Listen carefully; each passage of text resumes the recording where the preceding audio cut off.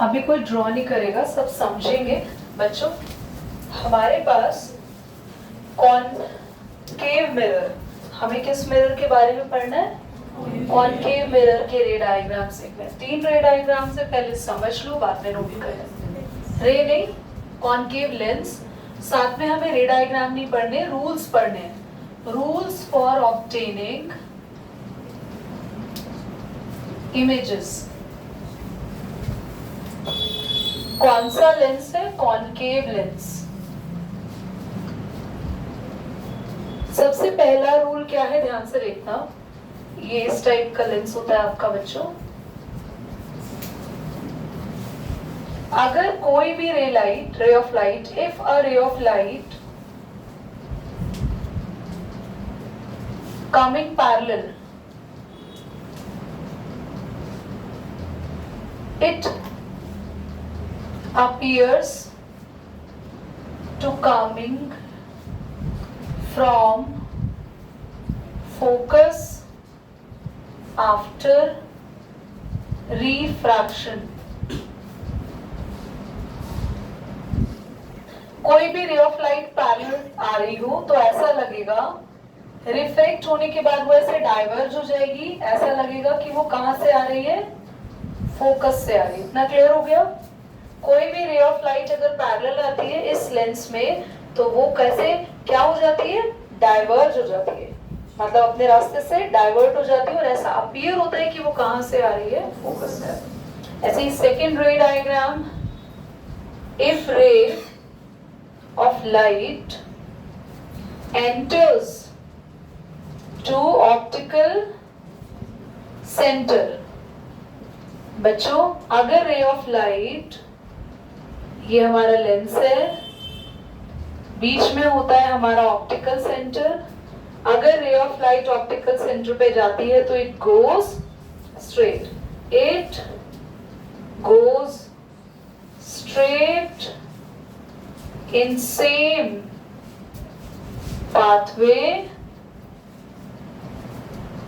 after refraction। Last बच्चों, अगर ray of light, देखो यहां ना फोकस है, ध्यान से देखना बच्चों, इधर भी फोकस होता है और यहां भी फोकस होता है, दोनों जगह फोकस होता है।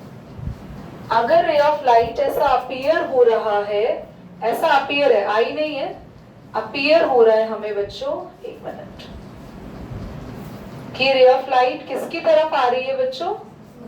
फोकस की तरफ। तो अगर रे ऑफ लाइट फोकस की तरफ आ रही है तो रिफ्रैक्शन होने के बाद क्या हो जाएगी? बिल्कुल स्ट्रेट हो जाएगी, पैरेलल हो जाएगी। किसके पैरेलल हो गई ये लाइट रे? प्रिंसिपल एक्सिस के। इस लाइन को क्या बोलते हैं? तो if light ray coming to, बोलो बच्चों क्या लिखेंगे? Coming to, it parallel to principal axis after, please note करिए,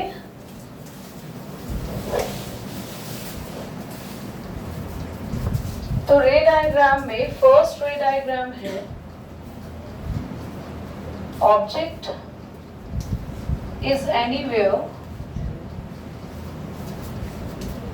between O and infinity. O का मतलब पूरा लिखा आपने, मैंने शॉर्टकट में लिखा है। देखिए क्लास,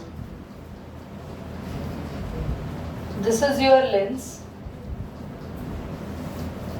और आपका ऑब्जेक्ट आप कहीं भी रख दो, ऑप्टिकल सेंटर और इंफिनिटी के बीच में।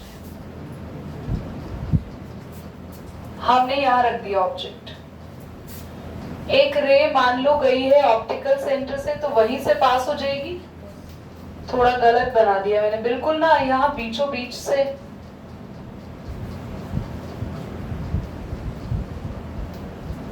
एक रे गई है ऑप्टिकल सेंटर से, वहीं से पास होते से वही गया।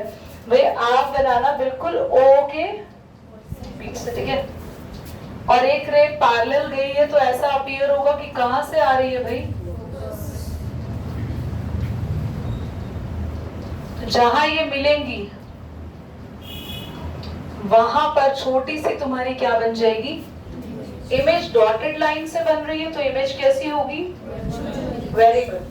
तो आप लिखेंगे इमेज सबसे पहले कहां बनी, between O and F। Second ये बनी है वर्चुअल, वर्चुअल होता है अंश का इमेजिनरी, एंड इरेक्ट का मतलब है सीधी इमेज बनी है, बिल्कुल सीधी बनी है ना जैसा ऑब्जेक्ट है। नेक्स्ट आपके पास इमेज बनेगी डिमिनिश्ड, डिमिनिश्ड का मतलब छोटी। एक बार दोबारा यही सेम सीख लो, आपके पास एक लेंस है, आपने एक ऑब्जेक्ट रखा, ऑब्जेक्ट कहां से पास हो रही है रेस की, ऑप्टिकल सेंटर से पास हो रही है, और एक रे सीधी गई और ऐसा अपीयर हो रहा है कि वो कहां से निकली बच्चों, तो यहाँ आपका क्या बनेगा, इमेज। ठीक है, आया समझ, इसको बनाओ जल्दी बच्चों। उसके बाद जो एक रे डायग्राम है उसमें सिर्फ लिखना है, उसका कोई रे डायग्राम नहीं है, सिर्फ हमें ये लिखना है कि हमारा ऑब्जेक्ट इन्फिनिटी पे पहुंच जाएगा तो इमेज कहाँ बनेगी, ये याद कर लो, ऑब्जेक्ट इन्फिनिटी पे पहुंच गया तो इमेज बनेगी और बहुत छोटी होगी, very very diminished, virtual and erect, बस। तो उसका रे डायग्राम आपके कोर्स में नहीं कर लिखो। क्लास, हम लोगों की आईज में 2 टाइप के डिफेक्ट्स होते हैं, एक जिसमें हमें दूर का नहीं दिखता है और एक जिसमें हमें, मेजरली जो बच्चों को चश्मे लगे होते हैं मेजरली उनको दूर का नहीं दिखता है, तो उनको लगे होते हैं कॉनकेव लेंस, यही वाले लेंस। आप अपने लेंस को टच करके भी देखो, बीच से पतला होगा, साइडों से मोटा होगा। यस है, करके देखो आप अपने अपने लेंसेस को touch, it is thicker corner और बीच में से ये लो, शुक्र है मुझे लगा चश्मा ही तोड़ दिया, तो फील हुआ। कुछ बच्चों ने तो चश्मे ही नहीं उतारे, उनको लग रहा है इतना आंखें कमजोर है कि उतारने के बाद चश्मा हाथ में फील नहीं हुआ तो नाउ लेंस गिर जाएगा, लेंस गंदे हो जाएंगे, that's a good logic. But दुनिया में कभी ना कभी हमें कुछ चीजों को फील जरूर करना चाहिए, लेंस गंदे हो जाएंगे तो क्लीन हो जाएंगे। नाउ हम इसको as a spy hole use करते हैं। कितने बच्चों ने स्पाई होल देखा है, वो डोर में नहीं लगा होता, उसमें से देख लेते हैं, पूरा रूम देख सकते हैं। लोग अपने घर के मेन गेट पे लगाते हैं डिलीवरी बॉय की शक्ल देखने के लिए, सही लग रही है तो डिलीवरी लेंगे वरना नहीं लेंगे, है ना।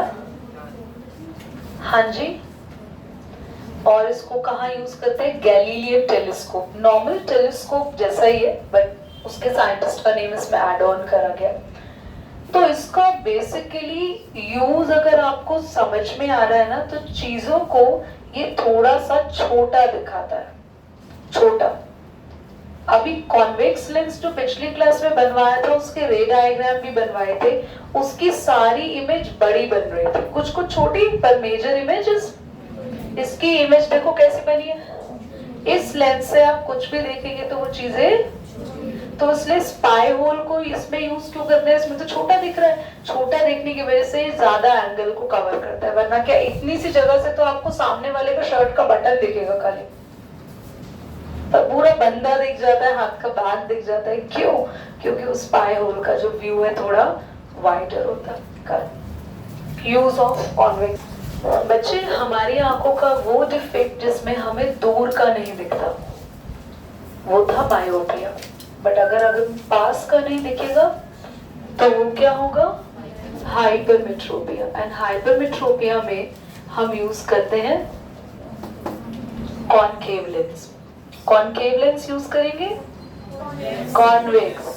आप अपने घर में अपनी दादी या नानी, इन ओल्ड एज लोग जिनको पास का नहीं दिखता, उनका चश्मा देखना, बीच में से उनका जो चश्मा होगा मोटा होगा, क्योंकि उनके में कैसा लेंस लगा होता है, ऐसा। ये जितेश वाला लेंस था, उसने कॉपी में बनाया था। तो बीच में से लेंस मोटा होगा और कॉर्नर से। इस लेंस से ज्यादातर हम वो चीजें देखते हैं जो हमें बड़ी दिखे। तो बच्चों, इसको यूज किया जाता है माइक्रोस्कोप में, और वो वाला टेलीस्कोप जिसमें चीजों को, गैलीलियन टेलीस्कोप वो था जिसमें आप सन मून वगैरह देखो, क्योंकि वो दूर की बड़ी चीजें छोटा देखने के लिए, और जिन टेलीस्कोप से बड़ा देखना है उसमें ये वाला यूज करता है। और इसके अलावा हम इसको यूज करते हैं मैग्नीफाइंग लेंस, जिससे आप लोग अपनी पामिस्ट्री देखते हैं। एंड वो मैग्नीफाइंग लेंस जो कि वॉच मेकर होते हैं, घड़ी ठीक करते हैं, उनके पास भी यही लेंस होता है, बड़ा दिखता है उन्हें। इसमें लास्ट मैंने क्या लिखवाया, माइक्रोस्कोप समझा दिया, माइक्रोस्कोप एंड ऑल। चलो डन, क्लियर हो गया। छोटा देखने के लिए हम यूज करेंगे कॉनकेव, और बड़ा देखने के लिए यूज करेंगे कॉनकेव। हेडिंग डालना बच्चों, पावर ऑफ द लेंस। इसके बाद पॉज कर दिया बेटा। जल्दी से लास्ट टॉपिक है, ध्यान से समझ लो। इधर देखो सभी, पावर का फॉर्मूला होता है 1/f। जो भी फोकल लेंथ है, फोकल लेंथ क्या होती है, किसी भी लेंस से लेके फोकस तक का डिस्टेंस, लेंस के सेंटर से लेके फोकस तक का डिस्टेंस क्या होगा, फोकल लेंथ। उसको 1 से डिवाइड करेंगे तो क्या आएगी, पावर। एंड जो पावर होती है उसकी यूनिट क्या होती है, डायोप्टो। किससे डिनोट करते हैं, डी से। बच्चों, कॉनकेव लेंस की पावर लेंस हमेशा क्या होती है, जल्दी देखो लिखवाइए, कॉनकेव, हाँ जी, और कॉन्वेक्स की, क्लियर रहेगा। पावर का मतलब क्या होता है, सुनो, हम सबको पता है कि ये जो कॉन्वेक्स लेंस होता है कन्वर्जिंग है, रेज को बेंड करता है, मोड़ देता है, पॉइंट पे ले आता है ऐसे। और ये वाला लेंस कैसा होता है, डाइवर्जिंग, रेज को फैला देता है। तो इन लेंस में कितनी पावर है रेज को कन्वर्ज करने की या रेज को फैलाने की, डाइवर्ज करने की, इसलिए उसे पावर कहते हैं। और इसीलिए जब हम चश्मा लगाते हैं तो वो भी पावर का लगाते हैं, जिसको जितनी पावर की जरूरत होती है वो उतनी पावर का लेंस पहनता है। अब ये डिटेल में तो ह्यूमन आई में पढ़ेंगे कौन कितनी पावर का पहनता है। आज हम यहीं तक पढ़ेंगे, न्यूमेरिकल्स नेक्स्ट में होंगे। और अब आपका हो रहा है ओरल टेस्ट।